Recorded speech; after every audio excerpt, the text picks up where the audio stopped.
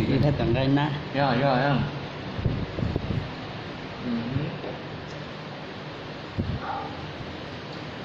Nó mà anh nhóm mình chỉ hết là chỉ anh cá cơ đi họ. It's a little hard to eat, but totally worth the effort in my opinion. Plus, how many times you can get each snake?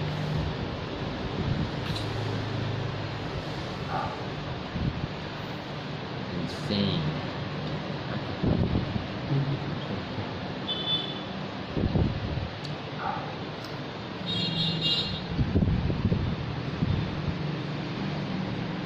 Là tu của gái ít cho làm gì thế nữa, ấy chẳng khai làm gì thế nữa. Cái này là lem cắn nhá. I mean, it's a whole snake. Lấy mua cho nhà đèn đá chúa cứ giờ làm thành á. Oh, yeah. This is the next meal. They took some snake, they wrapped it in like rice paper, they fried it. It looks delicious. Thì khác hơn, nó ngon à. Dạ. Cũng có chân tự Cái rồi. nát thì tiền đó. Nó mà không cái nát kia rồi rồi. Mỗi cái chân tự rồi cậu thì là mất ký nó. Here, right here, right here. They're like mini snakes, like tiny baby ones, like 10 of them, or 8 of them. Yeah, 8 of them. Hey, cho nó non. Bé già rồi đấy. Bây giờ. I still have to finish this. There's like also another bottom. Thì China này nè. China. Ngoài sau học cho đấy trời, chợ ta đi nói đó, nhưng ta sợ tâm má đi rồi, sợ cái tia đi đó, chỉ là nghe phát cơ, trời cho nó cũng xì cho trời. China là con sáng mới chuyên用嚟㗎. Trời trả chuyên用à.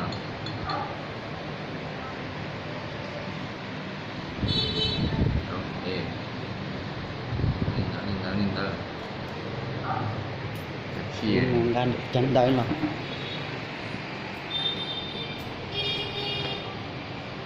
Nhưng mà tôi ở lên sẽ tuần chó cờ tôi non cái ná là đấy.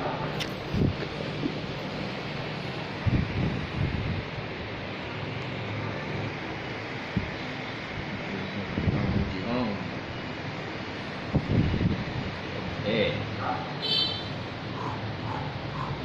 All right. Now this.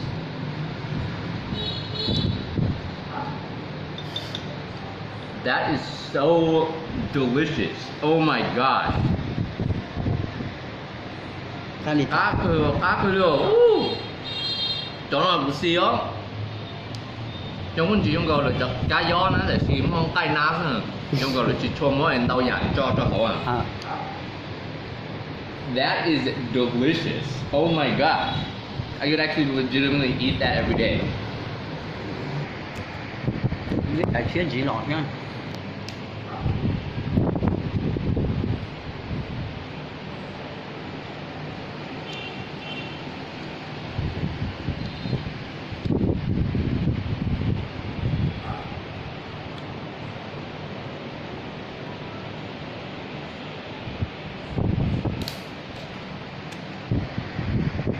Cái nát ký lọt lại nữa. Cho nó là nó. Bây giờ cái nát ký.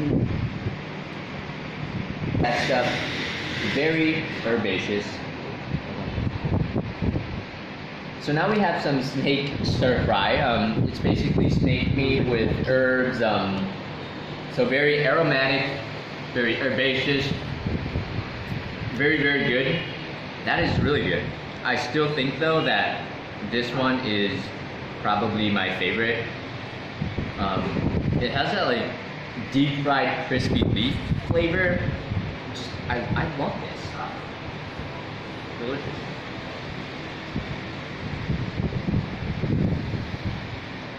Tại nó giờ tới ná nữa, tới ná lên muốn thành đa đa.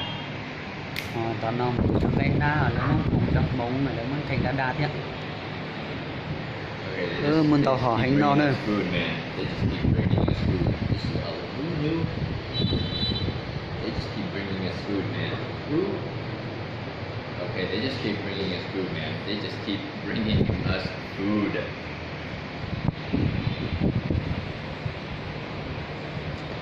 Nó cái na nữa. Like who knew one snake could produce so much food? What the heck?